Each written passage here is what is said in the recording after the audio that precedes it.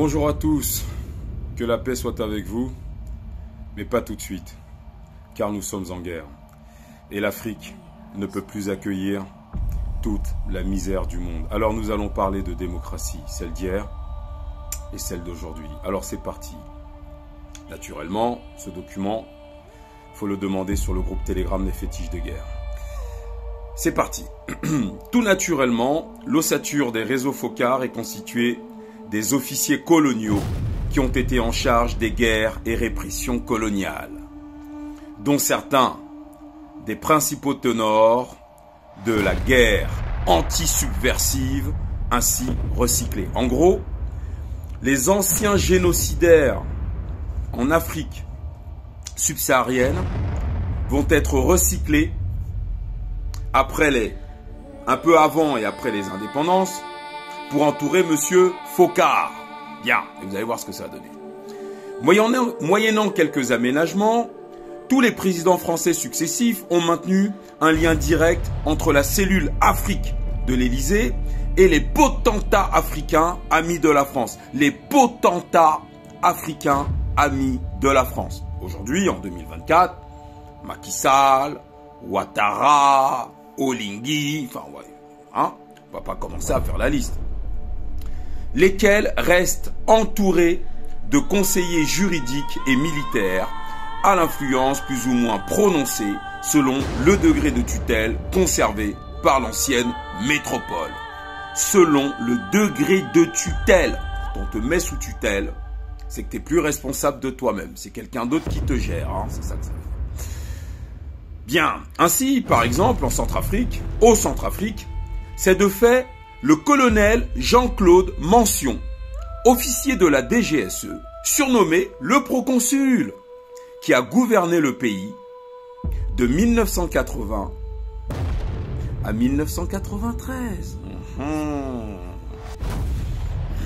voulez que je relise? Je vais relire. Oui, parce que pendant ce temps-là, on envoyait des nègres voter. Ouais, que... Mon vote est où? Attends, Ghana, attends, je vais aller voter aussi ma part. Voilà! C'est la démocratie. Alors, qu'est-ce qu'on nous dit? Ainsi, un bel exemple de démocratie en Centrafrique. C'est de fait, le colonel Jean-Claude Mention, officier de la DGSE, surnommé le proconsul, qui a gouverné le pays de 1980 à 1993. Alors, si vous êtes des gens intelligents, vous allez vous ruer sur Google et vous allez voir qui était officiellement, quelle était la marionnette qu'on mettait devant le peuple. Regardez, c'est lui, il bouge. C'est lui votre président de la République, c'est lui que vous avez élu. En fait, derrière, c'était la DGSE qui a dirigé le pays pendant 13 ans. Au bénéfice de qui? Bon. Surveillant notamment de près l'exploitation des mines de diamants.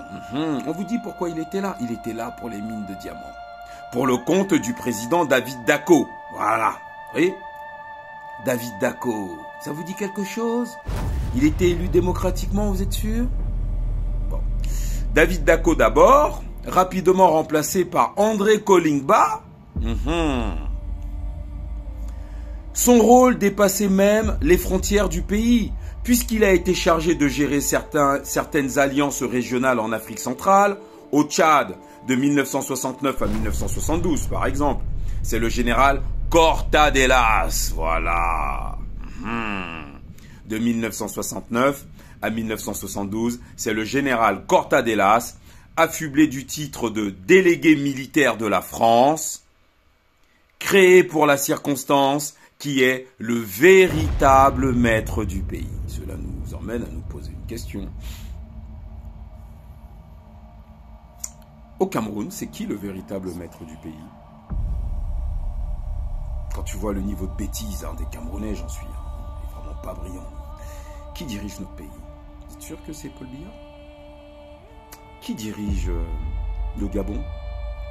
Qui dirige la Côte d'Ivoire? Qui dirige le Bénin? Qui a dirigé le Sénégal pendant 10 ans? Vous êtes sûr que c'est Macky Sall? C'est pas ce qui est dit là. Hein. En 1990, c'est le colonel de la DGSE, Paul Fonbonne, qui a cornaqué la prise de pouvoir d'Idriss Déby. On vous explique ici que c'est la DGSE en 1990 qui installe Idriss Déby au pouvoir. C'est pas les élections. Au Togo, le lieutenant-colonel Benoît, responsable de la DGSE, a officié du début des années 1960 jusqu'en 2005. Waouh! Atangana, dans bien ici, Fenyang. C'est pas Yadema qui est au pouvoir au Togo. Non, non, c'est pas Yadema. Yadema, c'est... Voilà, c'est pour les nègres. Regardez, il danse, il bouge, il a parlé. Voilà. En fait, derrière, c'est le lieutenant-colonel Benoît, le maître du pays. Et oui. Pendant 45 ans. Donc, Futi, je suis en train de dire que quand on votait là, ça servait à quoi?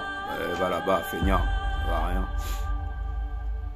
Je sais pas si vous vous rendez compte comment on nous prend pour des cons. En fait, nous sommes les idiots utiles de la planète.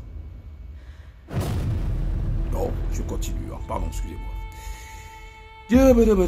Au Togo, le lieutenant-colonel Benoît, responsable local de la DGSE, a officié du début des années 1960 jusqu'à 2005. Un record de longévité. C'est marqué dans le texte. Certains, comme le général Janou Lacaze, ancien chef d'état-major des armées sous Mitterrand, ancien officier de la DGSE, ont même conseillé simultanément plusieurs chefs d'État. Félix Houphouët-Boigny, Mobutu Sese Seko, Étienne Eyadema Gnassingbé, Idriss Déby, Joseph Kabila, 3 petits points. D'abord officiellement, puis à titre privé. Voilà. Bon, je pense que ça va aller là. Parce que si je continue, vous allez vous... Voilà. Ça va aller là. Alors, vous en pensez quoi de la démocratie? C'est en commentaire, les gars. Vous n'êtes pas content? Fétiche est trop dur. Oui, je sais. C'est vrai. Vous n'avez toujours pas remarqué que l'Afrique est en guerre? Vous pensez que nous sommes en paix? Vous ne comprenez pas pourquoi les termes, les mots sont aussi durs? Mais vous pensez que quand on fait la guerre, on se passe la pommade? Notre peuple est en guerre, regardez. Fétiche. You know, EA. This is EU. Is EU is not EA. EA is intelligence artificielle. But this is EU, you know? It's not a revolution. It's evolution of stupidity. EU. Black people are EU. Et c'est quoi un EU? C'est un useful idiot. En gros, c'est un idiot utile. Nous sommes les idiots utiles de la planète. Nous sommes les seuls peuples sur cette terre qui ne comprenons strictement rien, ni à l'économie, ni à la gouvernance. On ne sait pas ce que ça veut dire souveraineté. On ne sait pas ce que ça veut dire nationalisme. On ne sait pas ce que ça veut dire patriotisme. En fait, on est la connerie universelle. Alors bien sûr, il y a toujours une solution. Sans les lumières du passé, le présent est un mensonge. Donc si nous voulons comprendre ce qui nous arrive aujourd'hui, ben nous avons intérêt à lire, à comprendre le passé.